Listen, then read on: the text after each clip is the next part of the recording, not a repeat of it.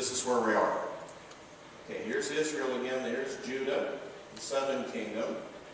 Here's the Arabia, Saudi Arabia. That's this area down in here. Everybody leaves them alone. You know why they leave them alone? There's no water. You go down there in the Arabian desert, and it's like, have you ever ridden? None of us have ridden on a camel for a few hundred miles, 400 or 500 miles. The camels are like fine. But you and I are drying out, man. Pretty soon we're like dust. So it's like they don't have to worry too much down there. The only people who live down there are people that wear black in the sun, Bedouins. These Arabs are Bedouins, aren't they? Yeah, and they ride camels, which spit at you and bite you and stuff, and that's the people down there. But all the rest of these people, watch this. It's this green area, and this area up here has got water, and it's got vegetation, and so all these people, they go up and down. When Abraham was called by God to leave Ur the Chaldees, that's over here in Babylon. He left here, he went up to Haran, which is in the southern part of Turkey now, and then came back down to Canaan. That's where Abraham went, and guess where they're going? They're going backwards to where their ancestor came from. They're going back into captivity to the place where God first called them out of. This is very much like God. He tries to get your attention, and he says, you need to listen to me. Look and open your eyes and see what's going on. Open your ears and listen to me. You need to listen to me. If you don't listen to me, I'm going to discipline you. And it's like talking to a child. You talk to your child and you say, the right way to do this is to tell them once and tell them what's going to happen if they don't do it, and then discipline them. Like 1, 2, boom. But with God, he is so patient. And he's not trying to enable us, but he's trying to give us time to see that he's really going to deal with us if we don't listen to him, and he does. So after last week I had a time chart. Some of you that weren't here last week missed my time chart, but it had all these events. There was a first assault against Jerusalem, a second assault, and captives were taken, including the writer of this book, Ezekiel. He was 18 years old when the first assault came. Daniel, remember Daniel, Shadrach, Meshach, and Abednego, and Daniel? They were taken captive in the first bunch.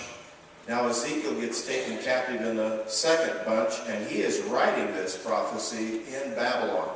Do you think he believes it's real? He's believing it's real because he's not back home. He is now a captive, and he's writing this. And he's explaining to the exiles, they still, wherever they are, need to repent and come back to God and worship God, or they're going to stay in exile. In fact, he says, you're going to stay in exile 70 years. You know what they did? They poo-pooed him. They didn't believe him. They thought, we're going to get out of here. They're going to let us go. They're going to send us back. And it didn't happen. They stayed in captivity 70 years. Now, I don't know about you, but let's say I was young again, and I'm 27 years old, say, and they're going to take me into captivity. And if I got out within 3 years, I'd be 30. Wouldn't be too bad. But if I was 27 and you took me into captivity and I didn't repent, and I didn't turn back to God, and now I'm 97 when I finally go back, how cool is that? I just lost 70 years of my adult life in captivity. Ezekiel, 18. How old was he when they got done with the captivity? He had to be like in his 80s. He could be up to 88 years old. He missed a lot of life in the promised land, didn't he? And was it his fault? No. Because of the people that rebelled against God, he and others who were faithful, like Daniel and Shadrach, Meshach, and Abednego, remember in the lion's den, and remember the walking around in the fiery furnace? Okay, that all happened back there. And this is real stories about real people that happened, because it wasn't because they did something wrong, but because the people around them did something wrong, and nobody spoke up enough, and nobody got their attention, and the people didn't repent. They all, including the righteous people, faithful people, went into captivity. And a lot of other people, both those who were sinning and those who were walking with God, a lot of them lost their life. A lot of people got killed. When you have one of these big sieges against the city of hundreds of thousands of people, and there's an army outside, and they're shooting arrows in, and they're throwing fireballs in, and they're coming scaling the walls, and they're stabbing people, and all this, there's a lot of people dying. And before that happens, there's a lot of people running out of food, and running out of water, and running out of whatever they needed inside. So they're going through a terrible time. That's actually a clay tablet. I don't know if you can see it, but it's cuneiform writing on the bottom. That would mean it's from Babylon. It's not Hebrew, and it's not Greek, and it's not Latin. It's cuneiform writing. This is people going to captivity, and there's some guy walking behind him. He's got the helmet, and he's got a big club. And in his left hand, he's got a sword in its scabbard, but he's got a big battle club. And they're going, and guess what they're doing? They're carrying whatever they can on their back. That's a picture of what actually happened. Somebody actually put it in the clay, or in the stone. So you can see, I guess that's clay, because it's uniform in it. Anyway, the captives just didn't believe it. And here's what I'm trying to say. Just because judgment hasn't come yet, don't mistake God and think that because judgment didn't happen yet, that it's not going to happen. Don't think that because God hasn't judged a people or a nation, that you're good to go and no problem. God's not going to deal with sin.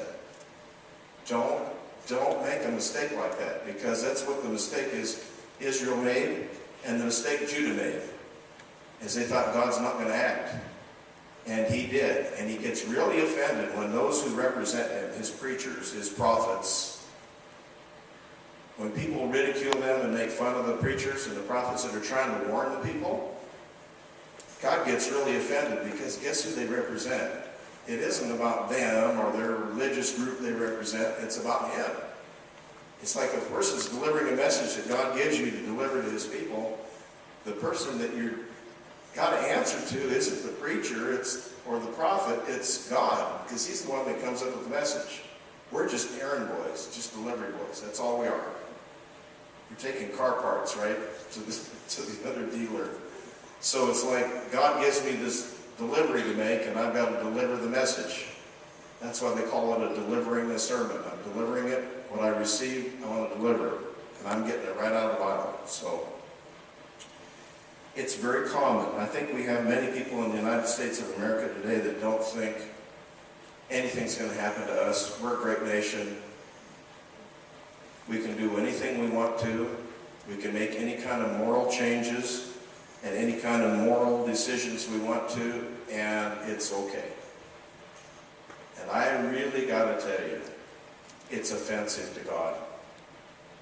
You know, we can legislate and say certain things are okay now, but it's not okay to God because he never changes.